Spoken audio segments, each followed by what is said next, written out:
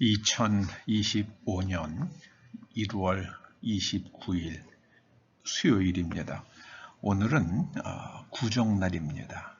오늘 하나님께서 우리들에게 주시는 말씀은 전도서 7장 11절에서 14절까지의 말씀입니다.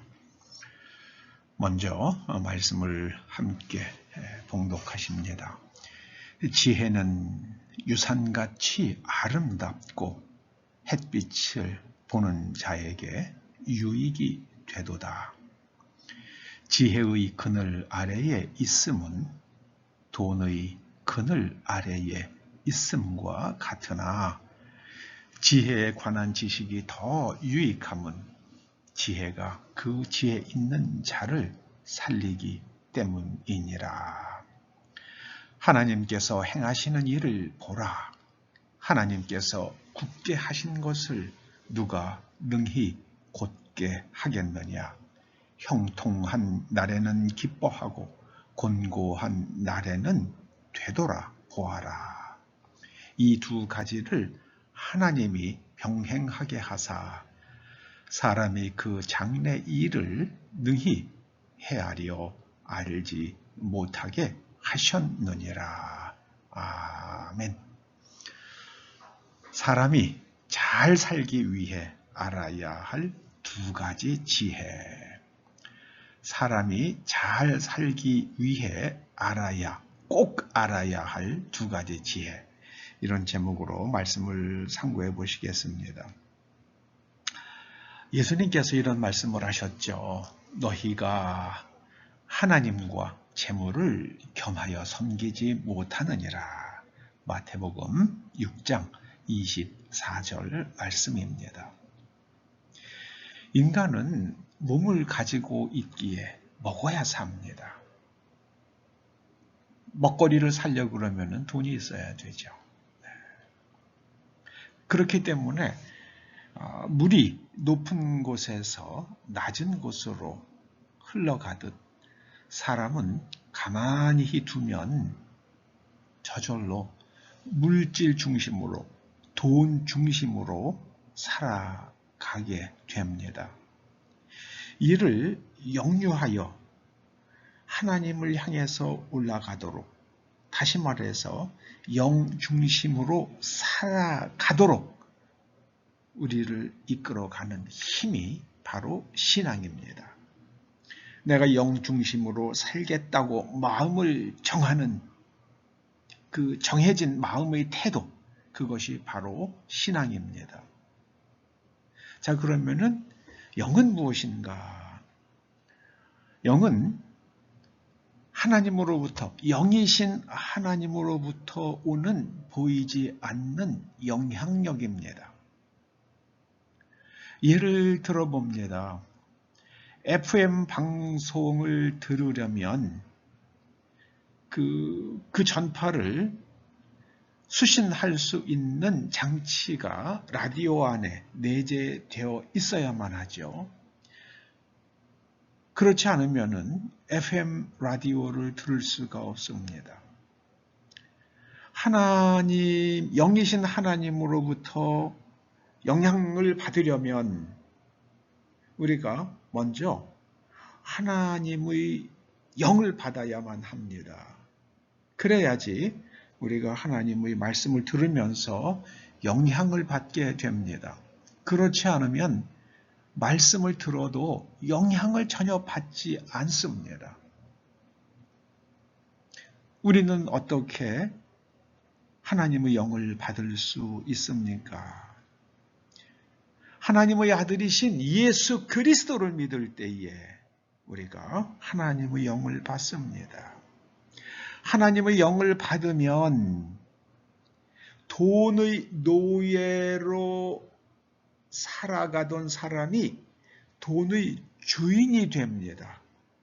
이것이 삶의 지혜입니다. 우리가 반드시 알아야 할 두 가지 지혜 중에 첫 번째입니다. 하나님의 영을 받으면 돈의 노예로 살아가던 사람이 돈의 주인이 된다. 여기에 우리가 예수 그리스도를 믿어야 할 첫 번째 이유가 있습니다.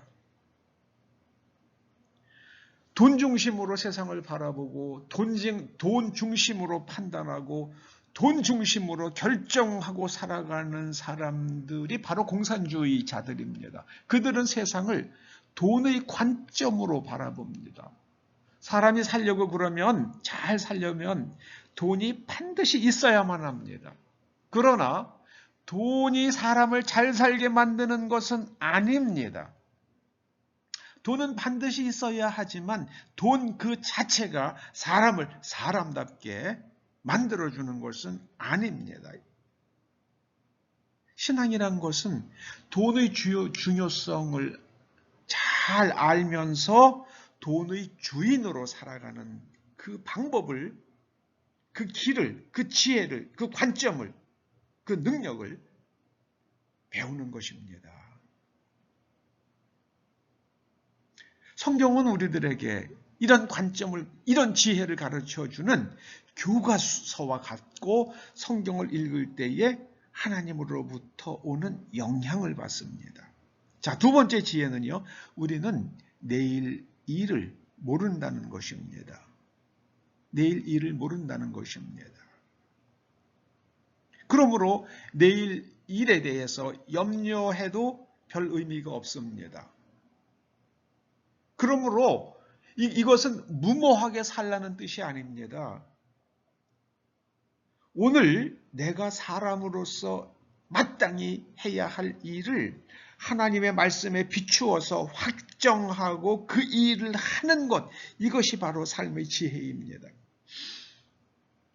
저는 빅터 프랭클이라는 정신과 의사가 남긴 죽음의 수용소라는 책에서 참 깊은 깨달음을 얻었습니다. 빅터 프랭클이 하루는 수용소 밖에서 작업할 수 있는 기회를 얻게 되죠. 그때 함께 수용소에서 생활하던 그 동료가 탈출하자고 말합니다. 빅터 프랭클도 탈출할 생각을 했습니다. 처음에는. 그런데 그가 캠프 밖으로, 그 수용소, 강제 수용소 밖으로 이제 나가기 전에 디프테리아 환자를 돌아봅니다. 그런데 디프테리아 환자가 프랭클에게 그렇게 말합니다.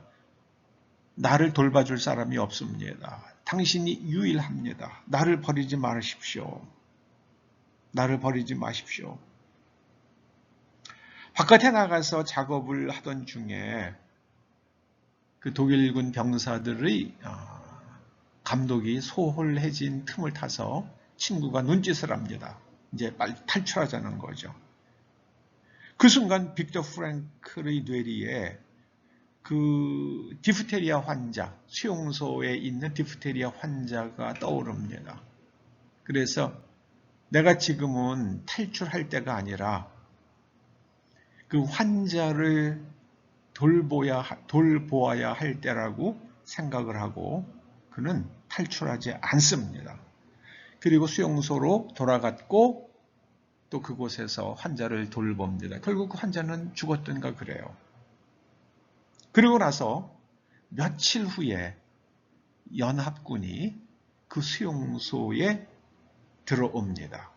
그리고 프랭클은 자유의 몸이 됩니다.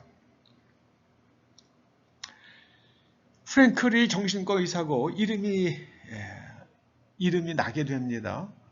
그런데 그때 탈출했던 친구가 빅터 프랭클을 찾아오지 않아요. 아마도 그 친구는 탈출했으나 어딘가에서 체포되어 죽었을 가능성이 매우 높아 보입니다. 내일 일을 몰라요. 그러므로 오늘 우리가 해야 할 일은 하나님의 나라와 의를 구하는 것입니다. 이게 예수님께서 가르쳐 주시는 거예요. 하나님의 말씀으로 나의 내면을 재구조화하고 그리고 다른 사람의 정당한 권리를 헤아리고 지켜줘야 합니다. 저는 오늘날 한국에서 일어나고 있는 그 모든 탄핵과 관련된 사태를 바라보면서 아주 마음이 아물아물 느낍니다. 그 이유는 헌법이 보장하고 있는 대통령의 권리라는 게 있잖아요. 근데 그게 지금 무시되고 있는 걸 보면서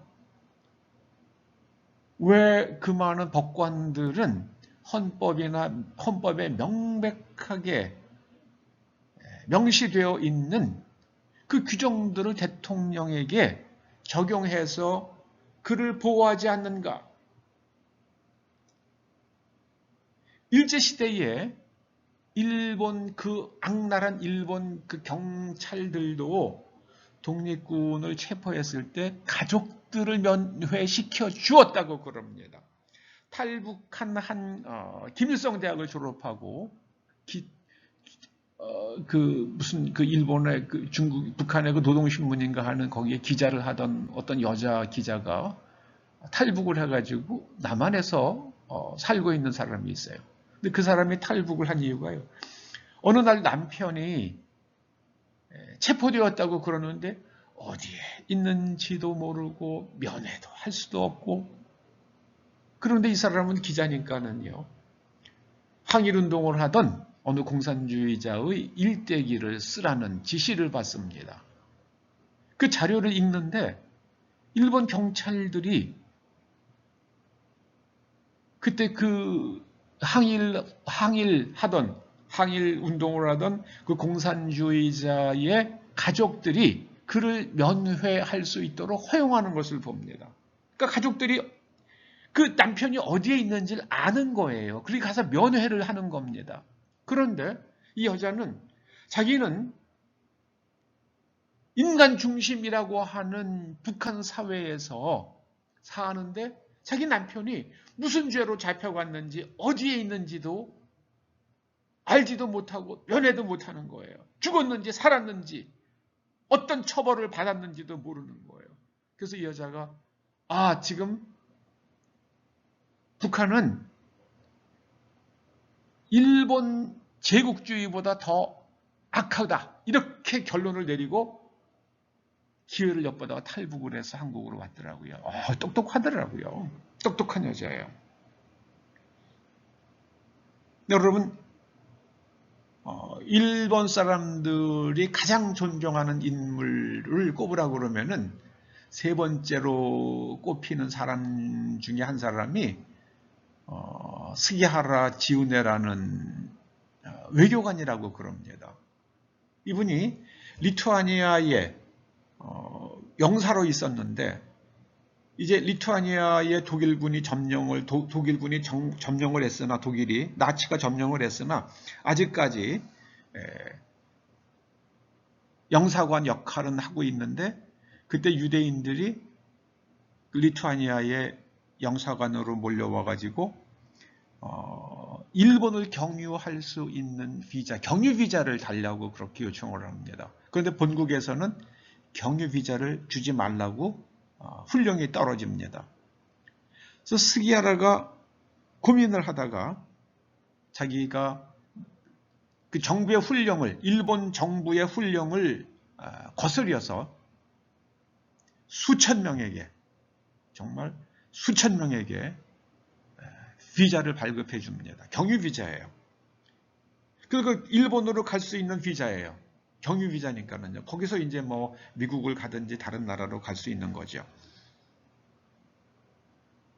그리고 그 사람은 나중에 이제 일본 외무성으로부터 면직이 되죠. 그러나 지금은 일본 국민들이 가장 존경하는 역사적 인물 3위에 꼽혔다고 그럽니다. 사람은요, 하나님의 나라와 의를 구한다는 것, 이것을 알아야만 합니다.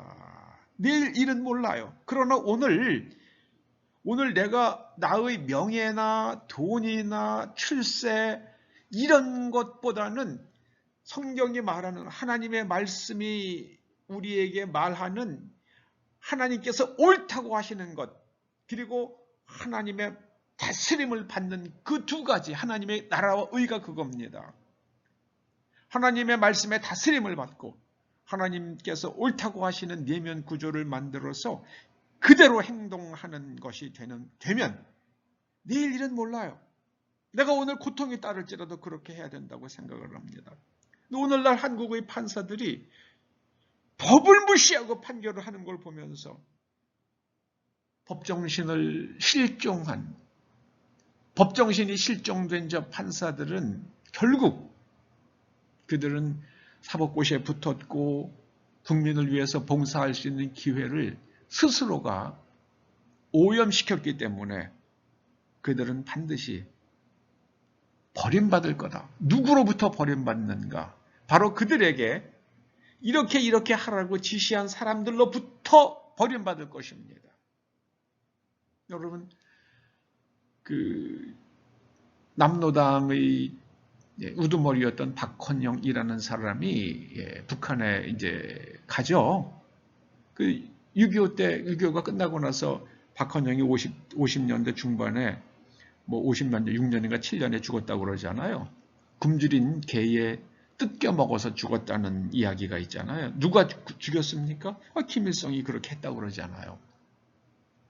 그건 다 그렇게 다 전해지는 얘기들 아닙니까? 저는 판사는요, 내가 판사직을 잃는 한이 있더라도 법정신에 따라서 판사답게 판결할 수 있으면 그것으로서 내가 판사가 된 의미는 완전히 다 살았다. 그렇게 용기 있는 판사들이, 대한민국에 있는 모든 판사들이 그렇게 되기를 간절히 소원합니다. 법이 살면은요, 나라가 흔들리지 않습니다.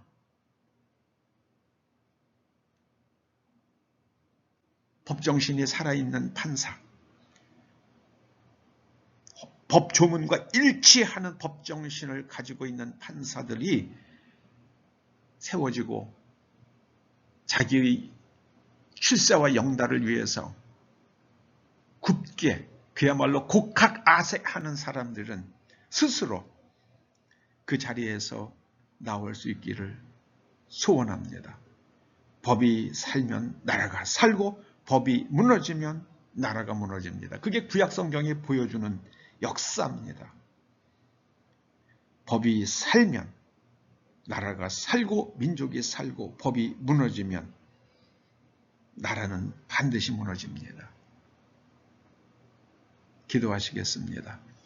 아버지 하나님, 사람이 잘 살기 위해서 반드시 알아야 할 이 두 가지 지혜, 사람은 영중심으로 살아야 하며 가치 중심으로 살아야 하며 또 내일 일을 알지 못하기 때문에 오늘 오직 하나님의 나라와 의를 위해서 살아야 한다는 것을 깊이 깨닫고